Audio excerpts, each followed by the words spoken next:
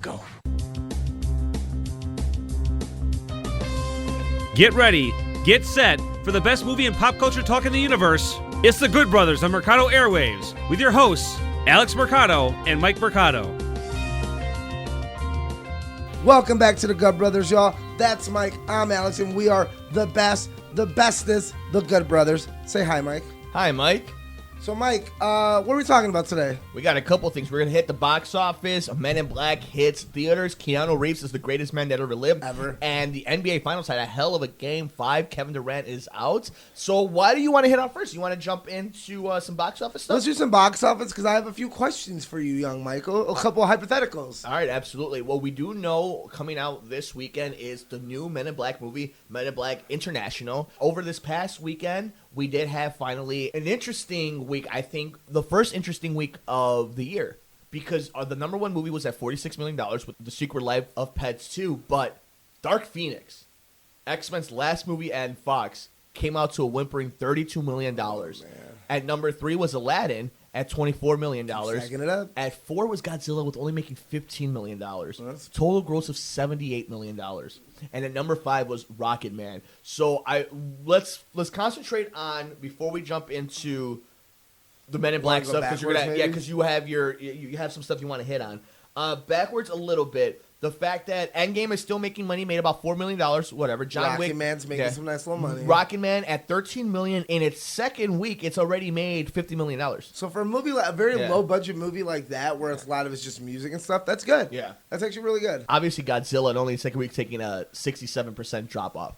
I mean, Godzilla at this point, and like the news came out that they're postponing King Kong versus Godzilla.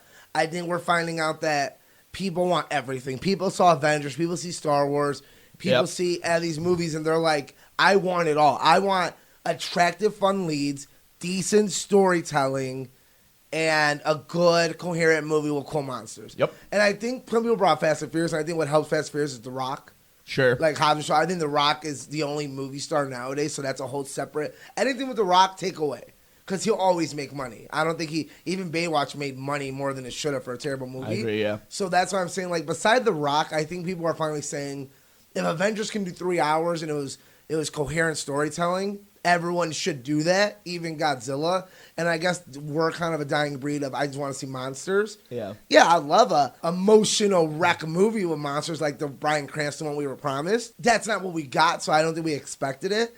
But I think a lot of people are finally saying, listen, I have a lot of options. I don't have to go see these movies anymore. I can wait because next week I have this movie. I still have these 3 I didn't see. Well, and the fact that it's only made $298 million. Yeah, it's not doing worldwide. well. It's not doing well. This week was big and it didn't do well. How about Aladdin though, who has now made over $615 million worldwide? Success. Yeah, very Will successful Smith movie. is big and it's a success. Like at this point, it's a very nice, successful movie. Critics were about, I'd say 60-40, more on the positive side. I think fans really liked it. And I'm telling everyone, I told you and Nicole, this is the movie to go back and see, I think. Yeah. Like if you don't want to waste your time, like next week's Child's Play and Toy Story, more our genre movie, we're going to see both. I think now it's like, okay, if you have time to kill, maybe it's time to go back and see some movies. Because, we'll get to it later. I don't think Men in Black's going to be the one to see this weekend. Yeah, and just kind of round it off, we did have X-Men in its lowest opening weekend come in. It is worldwide made $142 million, only $39 million in its opening weekend. And The Secret Life of Pets 2 opened up at number 1. Foreign, it has $49 million. Domestically at $59 million, about $108 million on a budget of about $80. So it's going to make its money back at some point. Let's just talk a little bit about Dark Phoenix. Well, you want to go into both? Let's do Secret Life first. Okay. I'm going to give them credit. They have an amazing marketing campaign because they took Louis C. Dreyfus out and they changed the voice for Patton Oswalt. And Louis they did C.K.? it. Louis C.K. Sorry, Louis C.K. Yeah. And they did it so subtle, and I think they did it so good, and they put Patton Oswalt so in front of this with the media, with just the commercials. Like, the movie's everywhere. And you know us, like, kid movies make a lot of money. Grinch wasn't good, made a lot of money. Yeah. Like, these movies make money when they have big studios behind them. And I give them kudos for the advertising. Because I think it's like Sing, one of those movies you're like, I might check it out when it's on Netflix and be like, you know what, let me see what these movies are. Maybe I'll get a couple giggles out of it. I like dogs. I like all that. So props to them for coming out hot against a lot of competition. and making a very nice, nice penny there. No, so good for them. sure. Good for them. So you want to hit on the last movie in the franchise? An inconsistent franchise with inconsistent storytelling coming to this ending. I hate to say we saw it coming, but we saw it coming. Yeah. What do you think moving forward now? I don't think Marvel kind of already said they're not going to touch it for a while, and I think that's good. I think we need to let this die. You still have Fantastic Four that's more ready for it. I think Christian Harlow said it best where Fantastic Four was never done so well that I think we're okay with you doing it again for Marvel. X-Men at one point, let's say out of what? How many movies they got? Like 13? Yeah. Around there. Yeah. Looks like they got double X-Men? digits. X-Men movies, Deadpool movies, I count them all as one. Out of all those, you do have a lot of good movies. I'd say you have about like 6, almost half or more that are very good, solid movies. You got what? First Class, Days of Future Past, 1 and 2, Wolverine, Deadpool 1. Like, yeah, you got about like 6 really good movies in there. A few okay, and like only a few stinkers with this one. What sucks is it all came so fast. It's like The Undertaker's career where like, yeah, he had a lot of success, but what we're seeing the last 2 years was Apocalypse in this. Right. I'm not the happiest. Yeah, you gave us Logan, which is the best of all of them. At the same time, Apocalypse was terrible. This is terrible, and we know they're not going to do another one. It's not getting fixed. It is what it is. They're going to get recast. Why do I care? So I don't blame people for not wanting to watch. Yeah, and it's a shame because I like a lot of the actors in it. I like a lot of the characters in it. I have liked a lot of movies in this franchise, but more than anything, it just felt like this was the end, and it felt like a first-time real director was making this movie, and it felt like the studio didn't have confidence in it. It got buried in the middle of summer. There was no hype to it, and I also think, I'll be honest with you, I think a lot of people are really just invested in, if you're going to show the Marvel logo, you have to be in the MCU right now. Yeah. I think that's just, and it's unfortunate. Because DC's making money. I think a lot of people, are just, they want their cake and they want to eat it too. Like that's what it comes down to, and they did a lot of reshoots, and there was a lot of behind the scenes, and we find out that the reshoots were scrolls. That's why they changed it. Yeah. That wouldn't have made it better. That would have made it worse, maybe even. Yeah. So to me, it's like there was nothing good about this, and we'll get into it when you hear these background stories. Like you and me always say, there's usually a little truth when you hear some background to it. Like Aladdin was an exception that we came out and ended up being good. Yeah, but fight it. Ghostbusters was bad, like they said it would be. This movie was bad, like I said. Men in Black had a lot of behind the scenes, and we're seeing on Rotten Tomatoes showing. So why don't we go ahead and kind of wrap this up to kind of hit a quick mark on it. Avengers Endgame is not going to catch Avatar.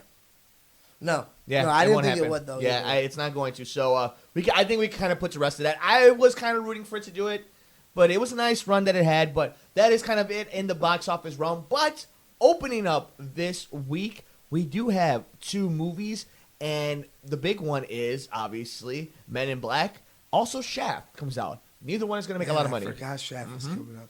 I'm sure they didn't spend so much on Shaft, though. I can look it up right now. We can see what the budget was. See, my problem, and here's what we're going to say Men in Black. The embargo lifted. No budget yet for that. Embargo lifted. Very low Rotten Tomato score.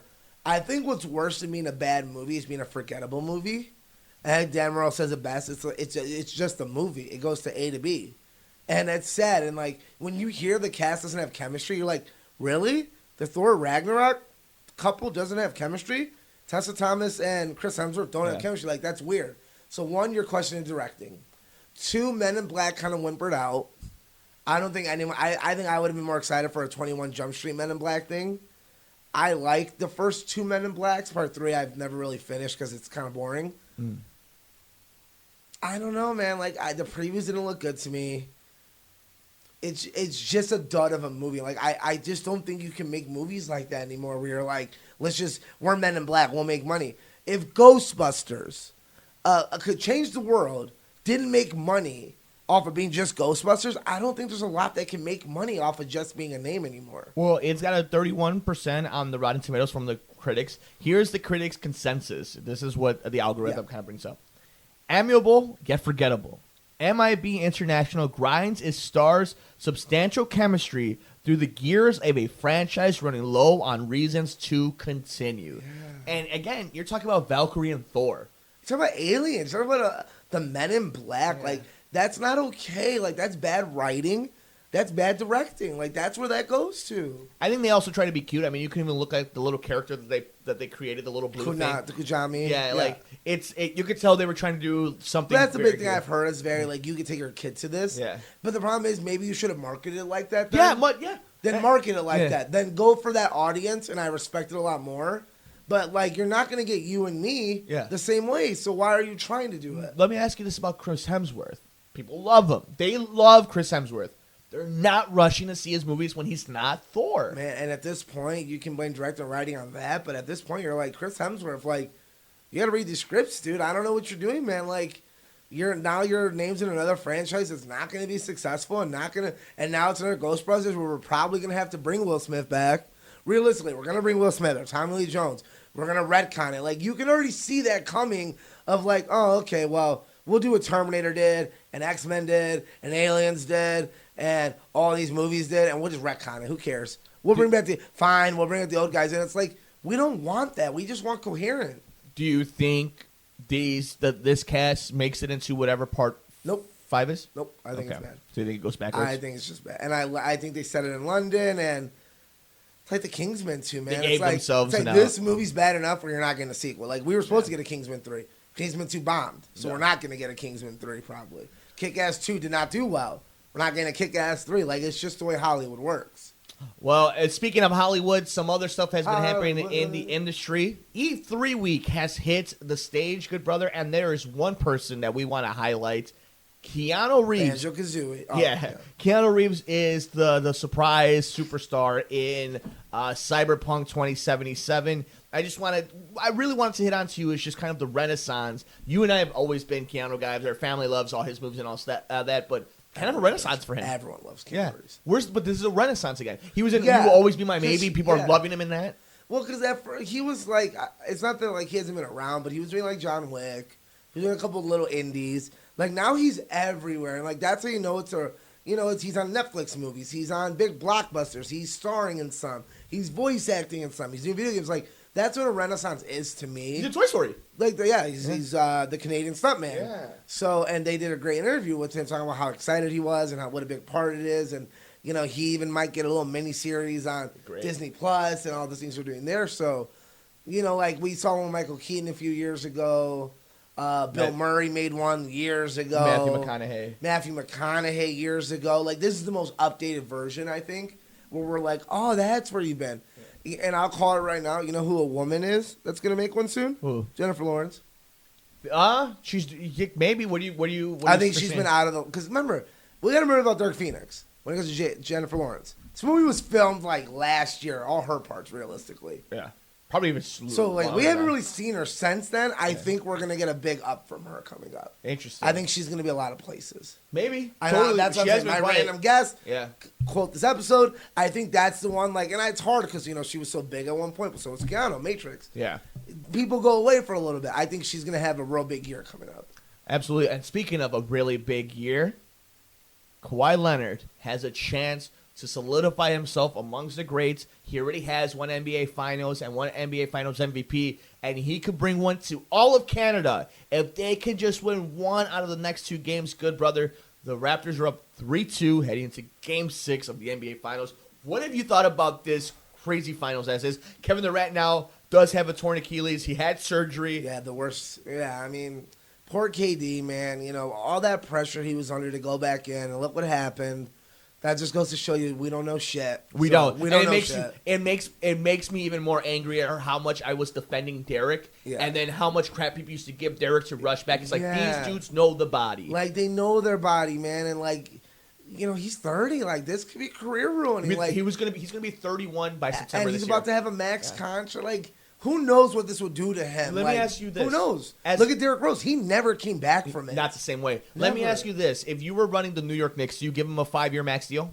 Yes. Knowing full well, I agree. I'm the Knicks? Yeah, I agree. Totally agree. I'll give you guys are going to lose. Right. That's exactly You're the Knicks. You're the Knicks. You wait the year. Yeah, if you're anyone else, you probably go get Davis or a draft pick. But no, if you're the Knicks, you might as well do it. If you're Golden State, do you give – if you win the finals too, specifically – They won't win the finals. Yeah, but do you give – him a 1-year opt-in? If you win the finals, you really should. Right? I think you really... Because remember, to be fair, you really weren't about to get off some of these earlier playoff rounds without Kevin Durant, honestly. Earlier on, I mean, they were doing in work, but like KD was on another level. This Like playoffs. KD kind of solidified him as like the best current player. Kawhi, Giannis, and I think KD, they should. KD If they had the best win, playoffs. they should. Yeah. I think if they win at that point, you have nothing else to lose. You might as well. If they lose, it's business. Yeah. You know, you did a shitty thing. He's a player. I mean, back to Kawhi. I love Kawhi Leonard. Yeah. I love how quiet he is. Yeah. I like he just puts the team on his back. He's an assassin. He's a killer. Like he's a bad man. He's a bad man. No, Kawhi is one of my favorite players in the league. He's been one of our favorites for years. Like we're big San Antonio fans in our household. My favorite player in the league is Giannis, obviously because he plays up north, and I'm a Bulls fan. But just that the idea of like that greatness is up 70 miles. I'd say Kawhi is probably my current. Kawhi is a great one. Do you think Kawhi stays in Toronto? If they win, yeah. I don't think he stays. I think it's done regardless. I think this is the swan song. I think That'd be he's cool. hoping. Yeah, I think he's hoping. And then what? Go win another championship in a third team. Maybe end up in the Clippers and try to win them their NBA championship while the Lakers can win. I buy that he could. I totally buy that. I'm like, he could do it. Any team he goes to, he's going to change the game. Especially if the Golden State Warriors aren't the same Golden State Warriors over the next years. But like it's already coming out. Like you're a sports guy. You're already starting to prepare for the conversation of. Where's he going to go next? What's the next big thing? The Golden State era is almost over. Where's DeMarcus going? Where's this? Clay going? Yeah. Who plays Draymond? So you're already getting ready for that conversation to start.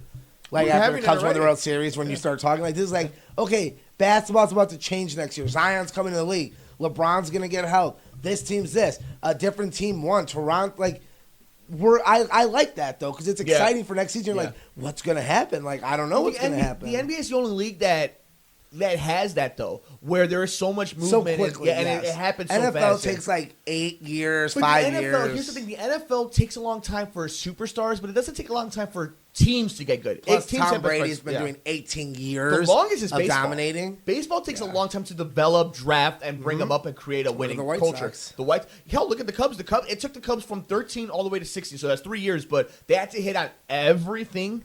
And you had to get lucky in a few things. And it's still not consistent like maybe the Red Sox or Houston. Houston probably is the closest thing. But I'm very interested to see what we end up. It's fun. I like the NBA Finals a lot. Now, as we kind of wrap up the NBA Finals, does it end in 6 or do we go all the way 7? I think it ends in 6. I think you and both agree it's going to be 6 and like not close. Yeah, I think it'll be a blowout. I think it's done. I think it's done. I think it's good. Now, I will say this, though.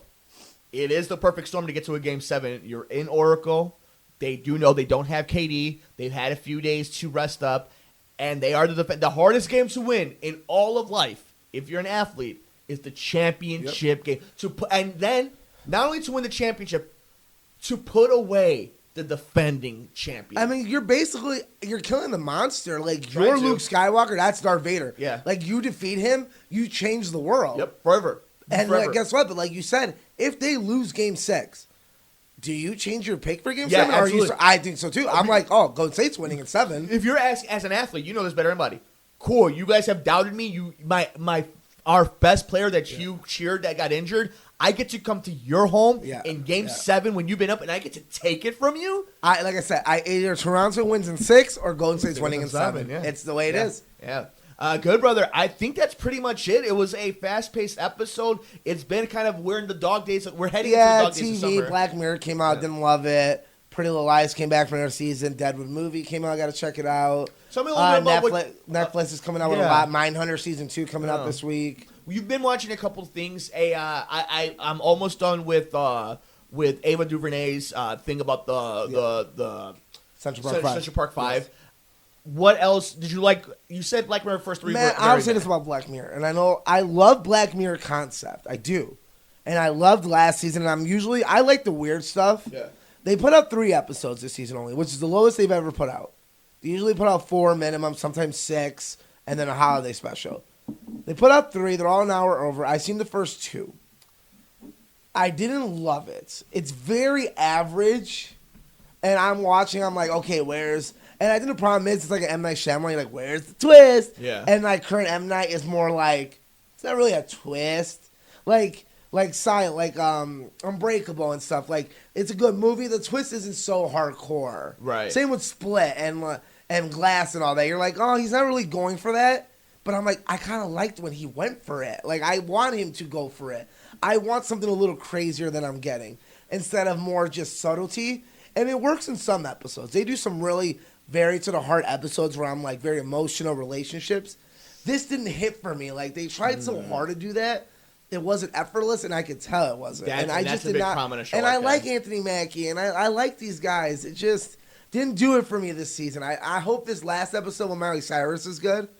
I heard it was good, but, people said Bird Box was good. Yeah, no. I don't like it, so. All right, and I think that's a great point for most people, though, is that they're always looking for something to watch. So, at the very least, check it out and have an opinion about it because it is so culturally relevant. People watch Black Mirror almost cultish, where it's like they feel it's a reflection of society. And sometimes I think that's overblown a little bit, where it's like, yeah, it is, but it's also like very nihilistic. It's also like tugging at your... Sometimes when you're later in seasons I think now you're supposed to be that, so you're trying to do that. Yeah. But you weren't trying to do it. That's what made you it at first. That's a great way to put it. You know what I mean? It's like when you reboot a Twilight Zone, it's like they didn't try to be the Twilight Zone. They just weren't. Yeah. Now you're trying to be it. Which is so much harder. And you're forcing it. Yeah. And now it's harder to, like... I want you just to play around. Like, even the episode I didn't like last season, I appreciated where they went. And Vandersmatch, the game. I love Vandersmatch. I liked it. I liked it a lot. That's what I'm saying. Like, I want you to be different. I don't want you to try to be what you think we want you to be. So great. I also want to give a quick shout out to the Chernobyl podcast, the 5-part podcast that came out in response. It's the writer, and it was phenomenal. And it's not even a great true crime mysteries type of science thing. What it's great for is if you are really interested behind the scenes, if you enjoyed those behind the scenes of the Game of Thrones after the episode, the next 5 minutes where they would talk to you about the episode, an inside look, that's what this podcast is. I loved it. Highly suggest listening to it. They talk to the actors. They talk to the writer. They tell you what really happened, what didn't happen, and what they took liberties with. I also want to hit on, Alex, who do you have in a fight, Justin Bieber or Tom Cruise? Tom Cruise. My man. All right. Quick shout out for when they see us. It's we were talking about Durant. Yeah. Ever since its release, it is the most watched thing on Netflix. Good. Every single day it's released. Good. So that's what, 2 weeks almost? Yeah, okay, about 2 weeks. So even with Black Mirror and all these new releases, it's really going to show you people are paying attention. How good is her New Gods movie going to be? Man, I don't know. I like her in this field because, Wrinkle in Time wasn't good. I feel like... she had everything. Here's the thing, though. I think Wrinkle in Time was such a different type of project for her. And no one asked for it? Opposed to maybe people needed it. I don't think anybody asked for it. And people are asking for superhero movies, so maybe that'll help. Yeah, so I think maybe a Wrinkle Time is just a movie. You think it'll be more of like a Ryan Coogler and Black Panther, where I personally think Black Panther's not the best movie, but it was such a genre-changing film with director and actors. You're like, it's got to be big. So you think it's going to be maybe no matter how good or bad it is, it can't fail because it's a superhero-led Ava DuVernay movie, possibly starring some of the biggest actors ever. The only thing that would take it down is if they hinder those things. If they hinder a great director with great actors and actresses. Give it to her. Let her do what she wants to, and it's great source material. Yeah. Good, brother. I think that was a fun time today. I think we got a lot of stuff in. Any last thoughts before we go ahead and close up shop? Well, that's about it for this week. Next week we got a lot. We got the toy doll. We got one killer doll and the continuation of mutant dolls. So we either could be friends forever or go to Infinity and Beyond, Alex. I cannot wait to talk about some of our favorite movie franchises. Which one are you watching opening night? I'm watching both opening night. I'm doing a double feature. I really want to do a double feature. You want to do a double feature? Maybe. I think that'd be really fun. Which one was first? Toy Story. Yes. And then you end with the fun of Child's Play. I think so too. Because if that movie's bad, you can always go back to think about it. If a comet hits the theater after that first movie, I'd probably want it to be Toy Story 4. More, especially with all the crazy hype it's getting of no guys, I know you wanted it to be done at 3. This works. And you're like, oh damn, y'all did it again? Yeah, probably. You're like, y'all did that again, didn't you? Damn it. He's at Mercado21 Alex. I'm at Mercado2333 on Twitter. The network's at Mercado Airwaves, and the show's at Good Brothers Pod. We're on Instagram. He's at Mercado2121.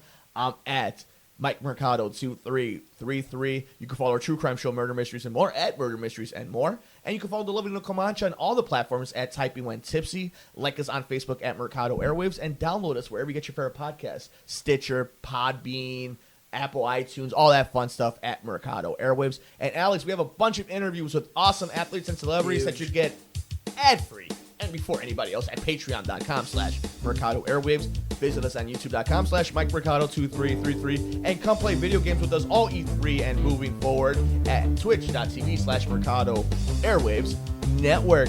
But the good brother himself, Alex Mercado. Yeah. I'm Mike Mercado. We'll see you in the next episode of The Good Brothers here on the Mercado Airwaves Network. And I promise you, this is not a delusional imagination dream that Alex is having as a TV show for children on public. Alex, Hit the wall. Hit the wall. Thanks for joining us here on The Good Brothers, here on Mercado Airwaves.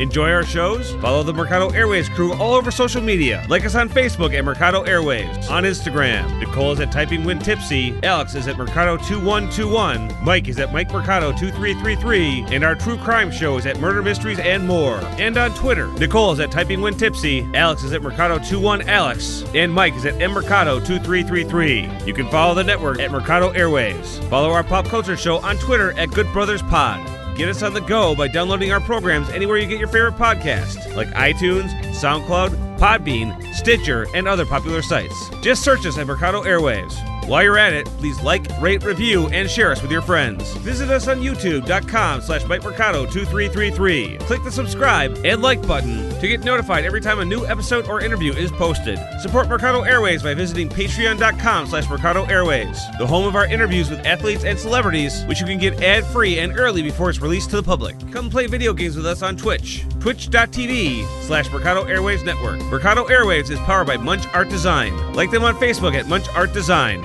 Voiceover work on Mercado Airwaves is performed by Josh Fox.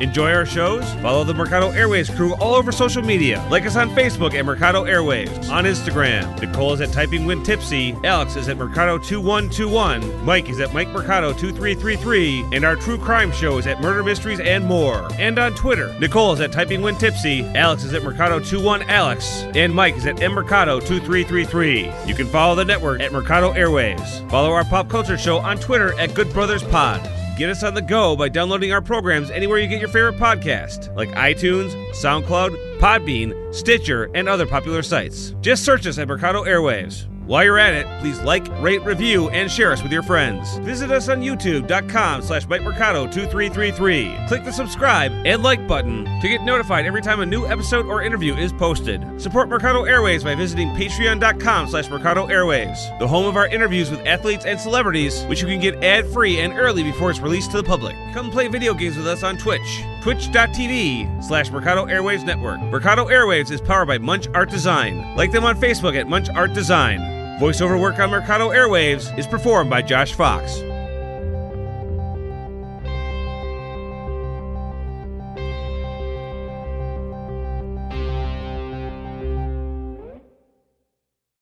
What's up, friends? Mike here from Mercado Airwaves. If you missed any one of our past interviews with amazing guests like future Hall of Famer and pound for pound best fighter in the world, UFC flyweight champion Demetrius Mighty Mouse Johnson, another day at the office I get to go out there and test my skill.